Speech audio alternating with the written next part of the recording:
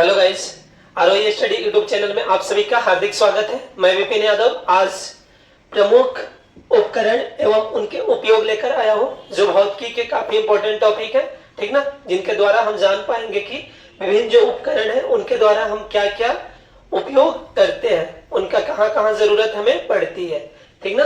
तो railway, SSC, defence और अन्य प्रतियोगी परीक्षाओं के लिए ये काफी उपयोगी है। पढ़े तो आप बहुत होंगे पर ऐसे नहीं, पहली वीडियो ही देखकर आपको अंदाजा लग गया होगा कि ये काफी इंटरेस्टिंग टॉपिक्स है, ठीक ना, और मजेदार ढंग से आपको पढ़ाया भी जाएगा। चलिए तो क्लास को स्टार्ट करते हैं बिना किसी देरी के। पहला हमारा प्रश्न है, उड़ते हुए विमानों की ऊंचाई मापने में किस यंत्र का उपयोग होता है। बात क्या है, उड़ते हुए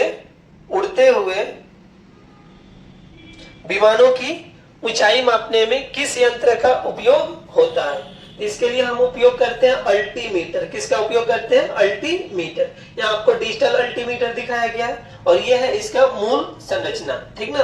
तो इस प्रकार से ये हमारा जो अल्टीमीटर है ना, इसको पायलट लिए रहते हैं अपने पास और उसमें देखते रहते हैं कि हमारी हवाई जहाज जो है वो कितनी ऊंचाई तक पहुंच गई है, ठीक ना। तो अल्टीमीटर के द्वारा किसकी ऊंचाई को मापा जाता है? तो उड़ते हुए विमानों की ऊंचाई ज्ञात की जाती है। आगे बढ़ते हैं। विद्युत धारा मापने में किस यंत्र का प्रयोग होता है? तो विद्युत धारा को मापने के लिए अमीटर का प्रयोग होता है। किसका प्रयोग होता है? अमीटर का। और ये ना श्रेणी क्रम में लगाए जाते हैं। किस क्रम में लगाए जाते हैं? श्रेणी क्रम में। और साथ ही साथ आदर्श जो होते हैं, आदर्श अमीटर का जो प्रतिरोध होता, प्रतिरोध, आदर्श अमीटर का जो प्रतिरोध होता है वह शून्य होता है। क्या होता है? शून्य होता है। ये बातें भी हमें इससे रिलेटेड जान जानी चाहिए, जान लेनी चाहिए। प्रतिरोध जो होगा ना वो क्या होगा? शून्य होगा। किसका? आदर्श अमीटर का, ठीक है। आगे बढ़ते हैं। चलिए, यहां मांगा है कि हवा की गति व शक्ति मापने में किस यंत्र का प्रयोग होता है। तो एनीमोमीटर। किसका उपयोग होता है? एनीमोमीटर का उपयोग किसके लिए होता है? तो हवा की गति एवं शक्ति मापने में इसका उपयोग होता है। अब यहाँ पे आपको दिखाया गया कि व्हील शेप, ठीक ना, और दूसरा क्या है? शंकुआकार, कप शेप है। कैसा है? शंकु की तरह और कप की तरह, दोनों का मिला जुला रूप है। और इसके द्वारा हम क्या मेजर करते हैं? तो हवा की गति या फिर शक्ति को मापने में इसका उपयोग होता है, ठीक ना। आगे बढ़ते हैं। ध्वनि की तीव्रता, मतलब हम कितनी जोर से बोल रहे हैं, या गाड़ियां जो चल रही है कितनी आवाज दे रही है, या हवाई जहाज कितनी आवाज दे रही है, तो इन सबको मापने के लिए किसका उपयोग होता है? ऑडियोमीटर। किस यंत्र का प्रयोग होता है? ध्वनि की तीव्रता को मापने के लिए ऑडियोमीटर का उपयोग होता है। यहाँ पे दिख रहा है डीबी यानी डेसिबल। इसमें मेजर किए जाते हैं कि कितना डेसिबल का साउंड क्रिएट हुआ है। तो डीबी के द्वारा, मतलब ऑडियोमीटर के द्वारा ध्वनि की तीव्रता को मापा जाता है। आगे बढ़ते हैं। वायुमंडलीय दाब, मतलब हमारे ऊपर क्या दाब पड़ रहा है, क्या दबाव पड़ रहा है। वायुमंडलीय दबाव यानी वायुमंडल के द्वारा जो दाब डाले जा रहे हैं उसको मेजर किसके द्वारा किया जाता है? तो बैरोमीटर के द्वारा। किसके द्वारा? बैरोमीटर के द्वारा। आगे बढ़ते हैं। समुद्र की गहराई मापने में किस यंत्र का प्रयोग होता है? तो अभी हम लोग ऊंचाई देखे थे विमानों, उड़ती हुई विमान की ऊंचाई के लिए क्या यूज हुआ था? अल्टीमीटर। अब है कि समुद्र की गहराई को मापना है, मतलब अगर समुद्र में हम जा रहे हैं तो समुद्र की पता करेंगे कि गहराई कितनी है, तो उसको मेजरमेंट किसके द्वारा? फेदोमीटर के द्वारा। किसके द्वारा? फेदोमीटर के द्वारा। आगे हमारे पास द्रव के अपेक्षित घनत्व मापने में किस यंत्र का प्रयोग होता है? द्रव का जो घनत्व है, अपेक्षित घनत्व, उसको मापने में किसका उपयोग होता है? तो हाइड्रोमीटर का। किसका? हाइड्रोमीटर का। आगे हमारे पास भूकंप को रिकॉर्ड करने में किस यंत्र का प्रयोग होता है? तो भूकंप कितनी तीव्रता का भूकंप है, इसके लिए सिस्मोग्राफ का उपयोग किया जाता है, ठीक ना। यहाँ पे आप देख पा रहे हैं कि एक वेट लगाया गया है और एक ड्रम सा रोटेटिंग ड्रम दिए हुए हैं और ये हॉरिजॉन्टल अर्थ मोशन के साथ लगे हैं। और क्या मतलब जमीन का जो कंपन होता है वो इसके द्वारा मेजरमेंट कर लिए जाते हैं। चलिए आगे हमारे पास रिएक्टर स्केल है, ठीक ना। भूकंपीय तरंगों की तीव्रता मापने में किस यंत्र का प्रयोग होता है? तो यह है रिएक्टर स्केल। रिएक्टर स्केल का उपयोग, ठीक ना। आगे हम देख पा रहे हैं क्वेश्चन है हमारे पास, वायुयान की स्थिति ज्ञात करने में किस यंत्र का प्रयोग होता है। वायुयान की स्थिति को पता करने के लिए किसका उपयोग होता है, तो रडार का। किसका, रडार का। यह है हमारा रडार। अब कहते हैं ना कि रडार में नहीं आ रहा है इसलिए पता नहीं चल पा रहा है, तो कोई कोई हवाई जहाज वायुयान होते हैं कि जो रडार के जो एरिया है उससे क्रॉस कर गए रहते हैं, तो उनसे पता नहीं हो पाता है, ठीक ना। फिर उनको इसके जो एरिया है उसमें आना होता है, तब जाकर पता चल पाता है कि वो किस स्थिति में है। उच्च तापमान मापने में किस यंत्र का प्रयोग होता है। उच्च तापमान का मतलब लगभग 700-800 डिग्री सेल्सियस के अप्रॉक्स या उससे ऊपर, तो किसका उपयोग होता है, पायरोमीटर। ये भी डिजिटल पायरोमीटर का यहाँ पर उपयोग किया गया है। और हम कोरोना काल में देखते थे, कहीं भी डॉक्टरी में जाते थे या अपने स्कूल कॉलेज, तो वहां पे देखा जाता था कि एक हमारे सामने ऐसा ही बंदूक जैसा हमारे सिर के पास मतलब लगाया जाता था।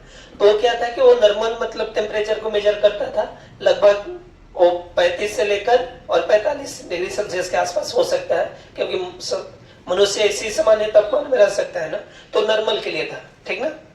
और ये पायरोमीटर है, ये किसके लिए है, तो उच्च तापमान को मापने के लिए, जो कंपनियों में भट्टी होते हैं वहां के तापमान को मेजर करने के लिए। चलिए अब आ गया हाइड्रोफोन। ये क्या करता है, पानी में ध्वनि की तीव्रता मापने में किस यंत्र का प्रयोग होता है, तो ये ना हाइड्रोफोन का उपयोग होता है। किसका उपयोग होता है, हाइड्रोफोन। देखिए ये है, और इसके द्वारा जल के अंदर ध्वनि की तीव्रता को मेजर किया जाता है।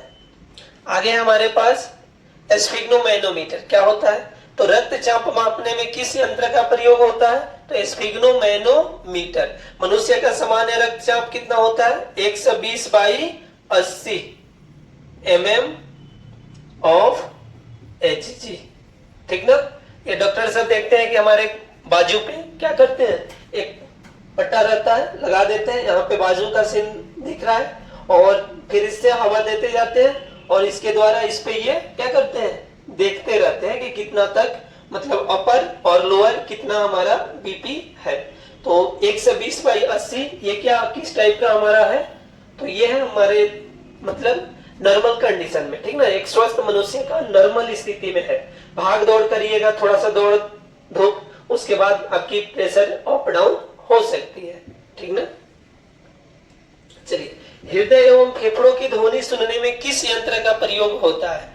हृदय एवं फेफड़ों की ध्वनि सुनने में, देखिए ये डॉक्टर साहिबा है, क्या ली हुई है, तो स्टेथोस्कोप, या इसी को हम बोलेंगे आला, ठीक ना। इसका क्या किया जाता है, उपयोग किया जाता है हृदय एवं फेफड़ों की ध्वनि को सुनने में। ये क्या है ना कि ये जो यहाँ पे ये लगा हुआ है यंत्र, ये ना बहुत ज्यादा मतलब ये जो दिख रहा है ना, ये अगर सीने के पास जब लगाया जाता है तो उसमें ध्वनि बहुत तेजी से सुनाई देती, मतलब तेज तीव्रता जो होती है ना, उसकी जो ध्वनि का जो तीव्रता है वो तेज सुनाई देता है, ठीक ना, जिसके कारण कि डॉक्टर को सुनने में आसानी होती है। ऐसे मान लीजिए सुनेंगे हम किसी के सीने में अगर अपना कान लगाकर, तो ध्वनि बहुत धीरे धीरे सुनाई देगी, लेकिन उसमें क्या है कि उसका टोन जो होगा वो ज्यादा सुनाई देगा। तो इस प्रकार से वो समझ में आ जाता है कि क्या मतलब कैसी स्थिति है। चलिए आगे हमारे पास अपेक्षिक आर्द्रता मापने में किस यंत्र का प्रयोग होता है। आर्द्रता की बात हो रही है, अपेक्षिक आर्द्रता, ठीक ना। इसके पहले हम अपेक्षिक घनत्व को देखे थे, यहाँ आर्द्रता देख रहे हैं, तो इसके लिए हाइग्रोमीटर। क्या है, हाइग्रोमीटर। ये बताएगा कि क्या मतलब आर्द्रता की स्थिति कितनी है। आगे हमारे पास उष्मा की मात्रा मापने में किस यंत्र का प्रयोग होता है, तो उष्मा की मात्रा को मापने के लिए उपयोग होते हैं कैलोरी मीटर। किसका उपयोग होता है, कैलोरी मीटर का।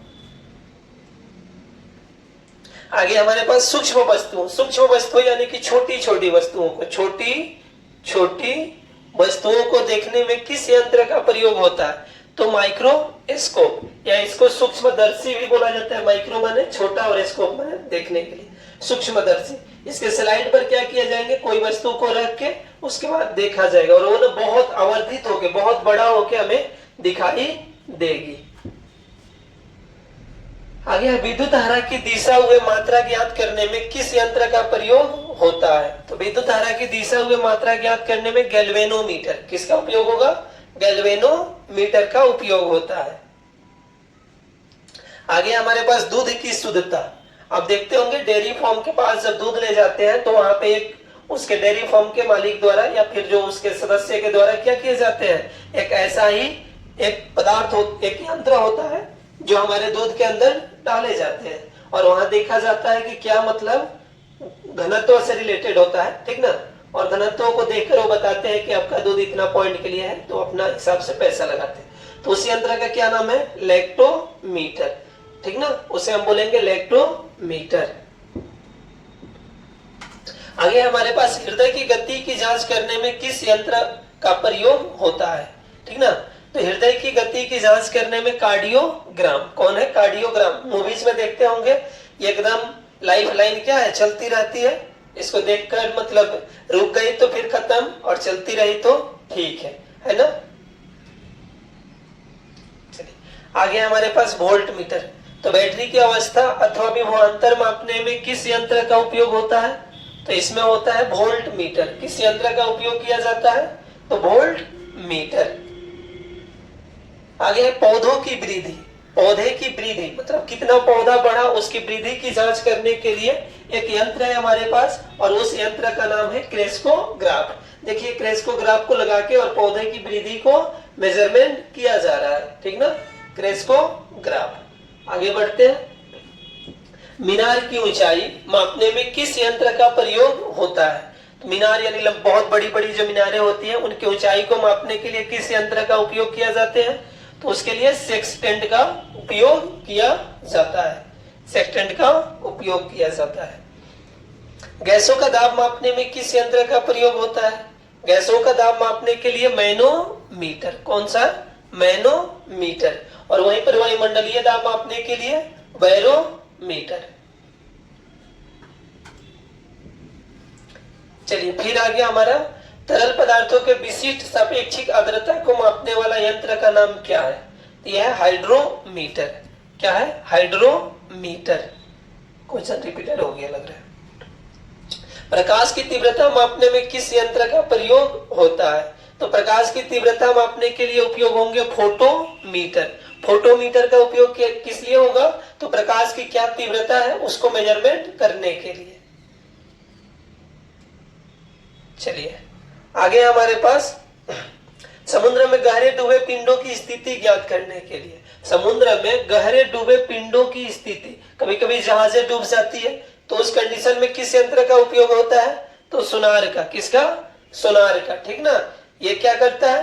तो एक साउंड क्रिएट करता है और उसके द्वारा साउंड को भेजे जाते हैं, फिर वो रिफ्लेक्ट करता है। यहाँ पे आप देख सकते हैं अल्ट्रासाउंड पल्स, ठीक ना, और फिर रिफ्लेक्ट करेगा, उसी को डिटेक्ट करता है और पता लगाता है कि कोई वस्तु कहां है।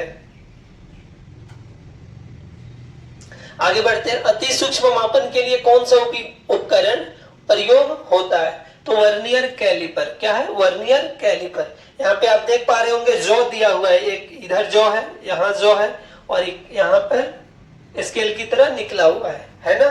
चलिए इन सब का मेजरमेंट क्या है? तो इसको हम बोलते हैं इनसाइड। क्या बोलेंगे? Inside vernier caliper. यह है हमारा आउटसाइड वर्नियर कैलिपर और इसको बोलेंगे डेप्थ। एक ही मतलब हम एक ही वर्नियर कैलिपर से हम आंतरिक माप भी ले सकते हैं, बाहरी माप भी ले सकते हैं और साथ ही साथ गहराई को भी मेजरमेंट कर सकते हैं। इस प्रकार से बहुत ही बढ़िया इंस्ट्रूमेंट है इंजीनियरिंग के लिए, ठीक है। आगे बढ़ते हैं हम। चलिए सोने की शुद्धता का पता लगाने में किस यंत्र का प्रयोग होता है? सोना की शुद्धता, सोने की शुद्धता, तो इसके लिए ना कैरेटोमीटर, कैरेटोमीटर का उपयोग होता है, ठीक ना। किसका उपयोग होगा? कैरेटोमीटर, ठीक ना। उसके द्वारा क्या पता लगाया जाएगा कि सोना कितना शुद्ध है। बहुत सारे सुनार तो है कि हाथ में लेके ही बता देते हैं कि सोना शुद्ध है कि अशुद्ध है। पौधों में वाष्पोत्सर्जन दर के निर्धारण के लिए वाष्पोत्सर्जन के बारे में आप समझ सकते हैं कि वायवीय भाग से जल का वाष्प के रूप में बदलना क्या है? वाष्पोत्सर्जन। और इसकी जांच के लिए क्या किस यंत्र का उपयोग होता है? तो तो इसके लिए होता है पोटोमीटर। किस यंत्र का उपयोग होता है? पोटोमीटर का। आगे बढ़ते हैं। बादलों की दिशा एवं गति को मापने वाले यंत्र क्या कहलाता है? तो ये कहलाता है नेफोमीटर। नेफोमीटर क्या? तो बादलों की दिशा एवं गति को, बादलों की दिशा एवं गति को मापने वाले यंत्र नेफोमीटर कहलाते हैं। चलिए, तो इस प्रकार से हमारे मस्ट वीवीआई यंत्र और उनके उपयोग संपन्न हुए। आपको ये वीडियो कैसा लगा प्लीज कमेंट सेक्शन में जरूर बताइएगा, और वीडियो अच्छा लगे तो please like, comment, share and subscribe. Thank you for watching video.